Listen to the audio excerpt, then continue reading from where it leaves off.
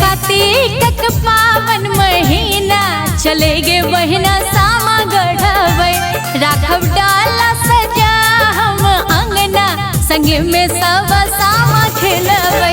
एले कार्तिक पावन महीना चले गे बहिना सामा गढ़वे राखब डाला सजा हम अंगना संगे में सब सामा खेलवे। कार्तिक पावन महीना चले गे बहिना सामा गढ़वे।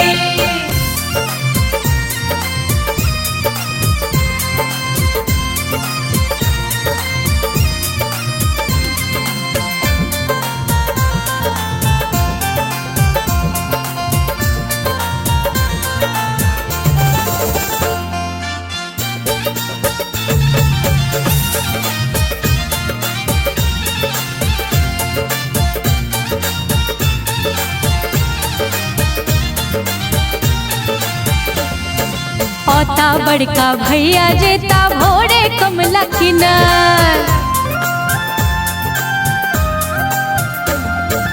उनके आनल माइट सदेवन सामा के आकार ढौरब रंगे पिठारे सब बहिना तैयारी हिल मिल करबै।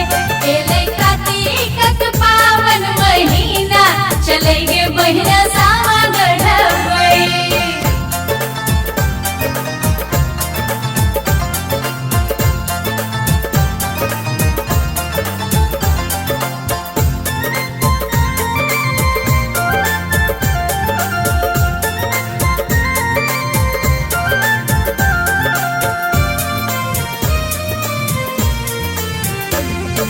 गायब गीत बट गवनी संगे डाला लो बहरवे।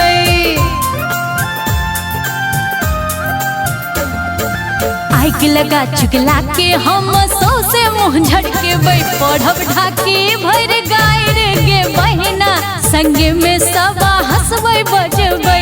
एले कार्तिक पावन महीना चले गे बहिना सामा गढ़वे।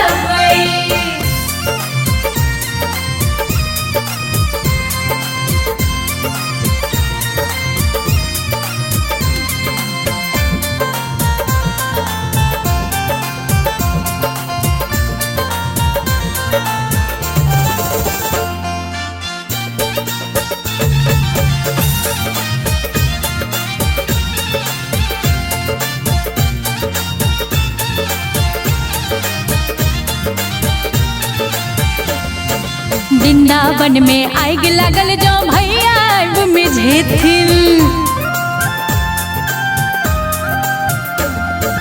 और दा बड़ख हजार बसे हमर भैया पेथिन पूरा है तई सब पूनम के सपना सहोदरा के मान रखबै।